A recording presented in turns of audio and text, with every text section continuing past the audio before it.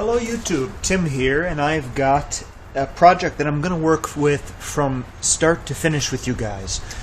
One of my friends asked me to show how exactly I make my wood grain finish, and I know I've done a few videos on similar things and I've shown parts of it. I don't know if I've ever really shown it from one end to the other.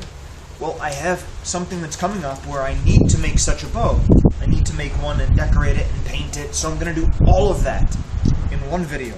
But here we have the basic core. It's a U3 curved bow. 48 inches originally, tip to tip. In this case, only the terminal 3 inches are really severely reflexed. That's about it. Very, very normal bow. Here we have a fresh pad of 80 grit sandpaper.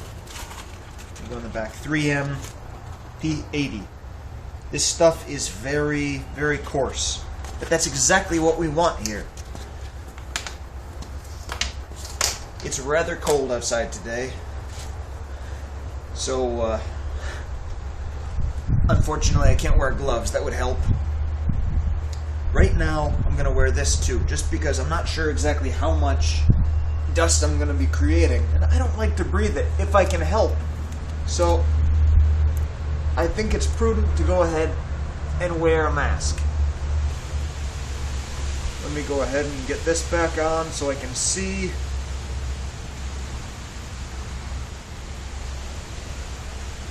Alright, looking good. So the first thing I do is I take the single sheet and I'll section it. We don't want to use the entire sheet all at once. At most, for a single bow, I think we'll use a quarter sheet. But you can use as much as you like. This isn't too expensive, but let's go ahead and take the half, make a quarter sheet. There we go. So once we have that, I fold that again into eighths, but I don't usually separate them. I just flip it over when I'm done with one half. And I'll take the bow, and all I'm doing is starting from one side to the other. You see it's picking up dust. I just knock that dust off.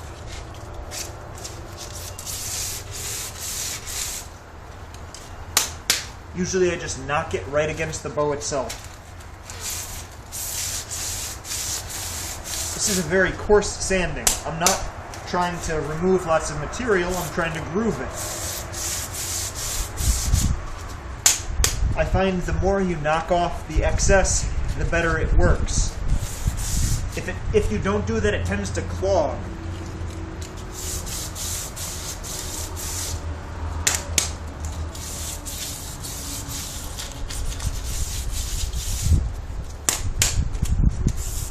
Just work your way around the entire bow.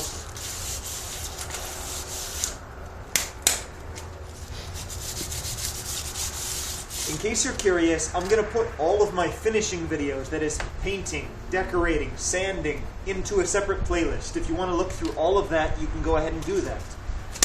That way they'll all be in the same place for you.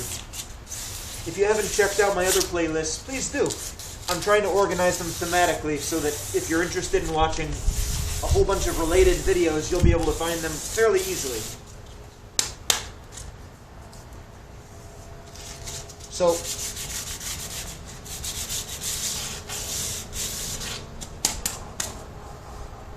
let's see if you can look at it close up, and you can see some of the grooves and striations. That's basically what we're going for. We need to do a tiny bit more and make sure that we're doing it evenly and not missing any spots, but that's really all there is to it. We're almost done with that limb. I prefer long strokes rather than short. I find it more effectively simulates a real wood grain.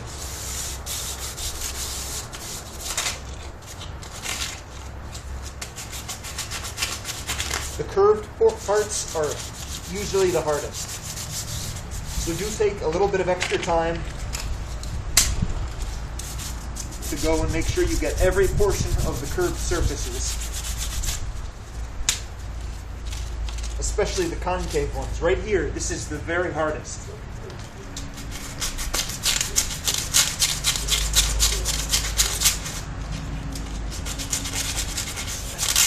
Great. Okay. One limb is done. Let's do the same thing to the other side. I'm just going to move to the inner portion now of this pad. I use that. Now, I can use that for fine sanding, but I don't want to make the long initial grooves with it. Because again, even if I knock it out, it's still just not as rough. It feels rough, but it's not as rough. A lot of the more coarse sand grains have already fallen off. The silicates.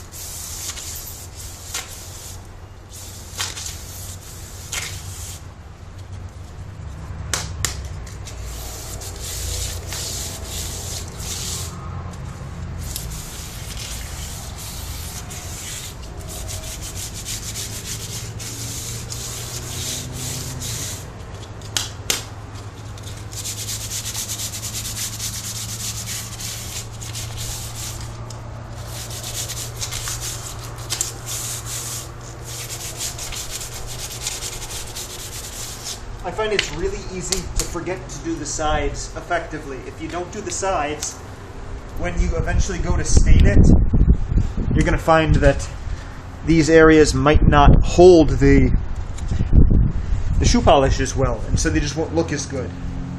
So you do want to be careful with that.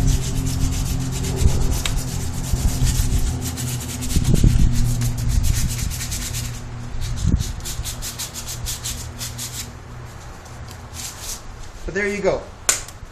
From start to finish, that's the sanding of one whole bow. Basically done. Now, I'm going to go ahead and pause, rinse it off. All I'll do is I'll take it inside, take a wet paper towel, clean it off so there's as little dust as possible. When it's dry, we can then start applying the shoe polish, and we'll do that here together. Okay, welcome back. Here we have our sanded bow. Now, I could go a little bit more and sand it a little bit more heavily. I think the results would be good, but strictly speaking, this is enough, and too much more is not really necessary. So I have here my black and my brown shoe polishes. What I'm going to do is apply them. Starting, usually, my favorite base coat is the black. I just use regular Kiwi shoe polish. Whatever brand you have would work, I'm sure, but this is what I'm doing. So, start like this, squeeze it off. Usually you got to put a little bit of pressure on it to get it to start to flow. And you have enough where you can push out as much as you like. This is a pretty darn dark base coat right there. See here near the handle? Here, this is a great display of... I'll finish this and then I'll show it to you. This is very cool. You'll be able to see exactly what I was talking about, why sanding is important. Okay, here we are. So, looking here, this is great. You see how nice and grainy and structured it looks? And I like to leave spots like that because it looks like knots and just pins and natural things. Yes, I know, typically you'd want the back of the bow to be an inviolate ring. However, this is not a bow. I'm simply trying to make something I think is beautiful, and I find a little bit of gingerbread like that, so to speak, to be attractive. You can add it, you can do whatever you like. But here, check that out. So you have nice grain, and then here, this is where it wasn't sanded right around the handle. You see how it's more streaky? It's more streaky and even, and it just doesn't look quite right. It's not bad, but it doesn't look quite right. So if you're gonna sand it, you'll get a nice look. If you don't, it'll look like that. Not bad. And in fact, I think that looks a lot like, if you use just the brown, it can come out tan and it can look a lot like bamboo. So depending on the look you're going for, that might even be better. Okay, let's do the other limb real quick.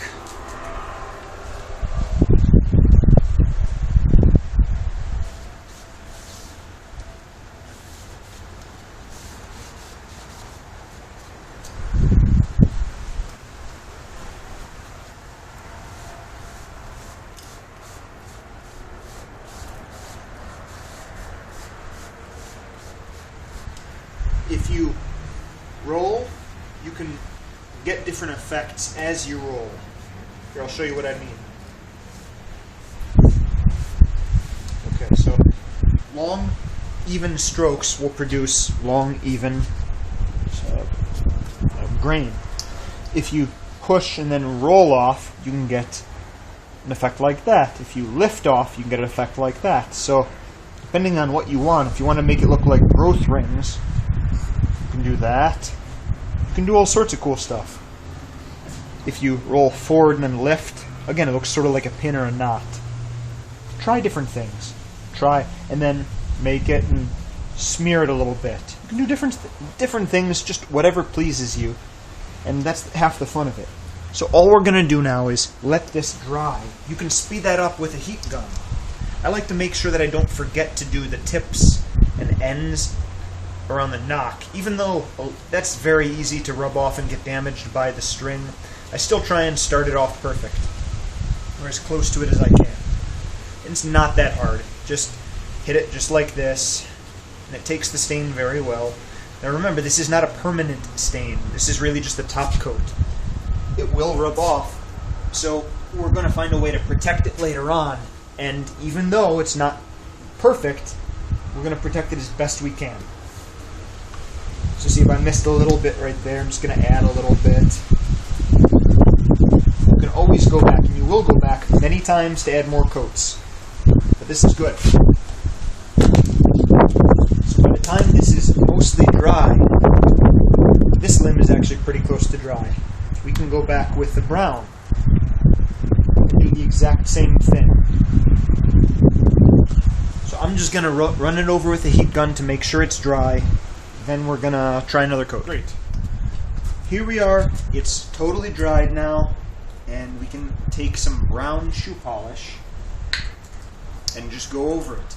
Typically I'd start it on another piece of plastic, say here at the center of the handle, to get it flowing, because if you push and then brush, you're going to not only give the liquid in here enough time to pick up and soften what you've already put down, but the pressure will help you rub it away. So you can either rub it on gently or start here in the handle to get it flowing and then rub it on. So remember, the harder you press, and you don't want to reside in any one spot for too long, the more material you're going to pull away. So try and be fairly restrained and gentle here. Go back to the same spot, push it out to get it started again. Make sure you pick it up, and then just gently apply. Don't rub too many times, and certainly don't rub too hard.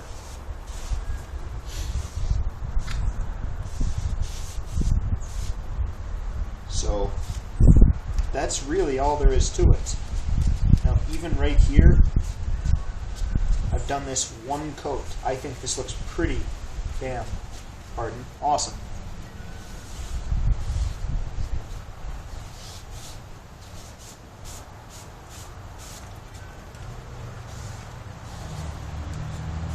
Okay, there you go. So there it is. Here's the original, the black, and now with one coat of brown. I'm going to keep on going back, drying it off, adding more coats till I get the desired shade. Now remember also, if you spray it lightly with a little bit of red or different shades like a tan or a beige, you can get different types of colors to come out. What you're going to want to do is, after you apply, say 2 coats of the brown on top of this, if you add more, it's going to be harder and harder and harder to keep getting it darker. So what you're going to want to do is take some clear coat enamel and spray it on. Lightly, not a huge, thick, heavy coat, but just enough so that you can get it to provide a little barrier, so that a little bit of moisture from another coat isn't going to remove everything that you've done before. So let's go to the other limb, just do the same thing. Start up there.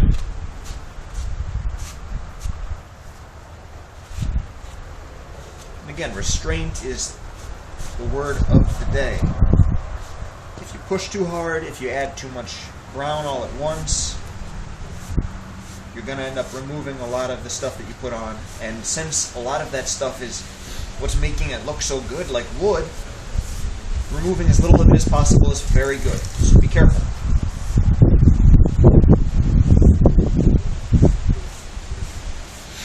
You can usually get away, like I said, with about 2 coats before you start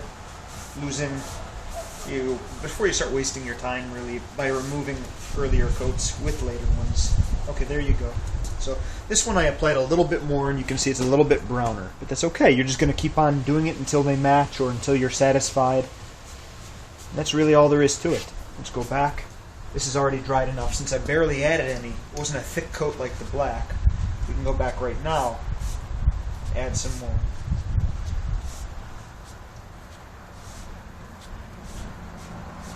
If your finish is uneven, that's okay. Remember, you're making something like wood. Wood finish is typically, or wood isn't a machine-made material. It's not homogeneous, so don't expect it to be. Or you can try if you're really looking for something perfect, but I think part of the charm is that it has imperfections. We started with something that's perfect, and every single PVC pipe, for all intents and purposes, is identical. If we can finish with something that's a little bit more interesting, that's a big plus to me. But again, your mileage may vary, what you like will vary, so there you go. Now the limbs are pretty darn close to each other. You can just keep on doing this until you're happy. I'm going to add another layer or 2 just to make it nice and deep brown.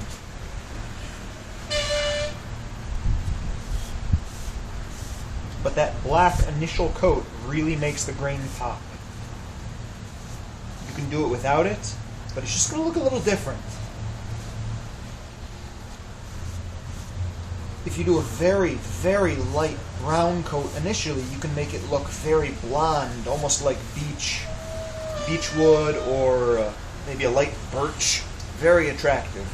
But it's just different.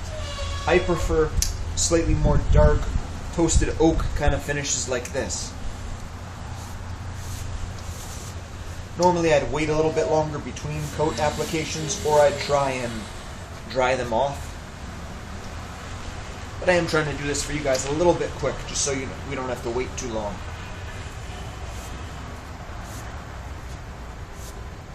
Okay, what I'm doing is I'm rolling real quick to get it to come out, and then I'm gently brushing it to make it even. There you go. Alright. So I'm fairly happy with that. I think that looks very good. We can basically call that a bow right now. I'm satisfied. So now, let's take this indoors and let's decorate it. Let's paint it. But actually, let me just show you real quick what I want to do first. I have here just a tiny bit left of clear coat enamel. Now, you want to let this dry. Once it's dry, you want to seal it. Now, since I'm going to be painting on, I'm going to be clear coating on top of that paint too. But just to make sure that the paint doesn't rub away anything here, because it's very easy to damage this kind of a finish, or to just make it look a little bit messed around with. So the clear coat helps to protect that. Since it is still wet, I'm not going to apply it here on camera. But you know what I'm doing. Just like I said, about that. You just want to mist it. Mist it until the whole thing is covered, and it'll look a little frosted, and that's perfect. That's exactly what you want. If you want later, you can go back and add more. But until you put on the final design, I don't usually bother going by and putting on a heavy coat. But there you go. So now let's go inside, thank goodness it's chilly, and play around with that.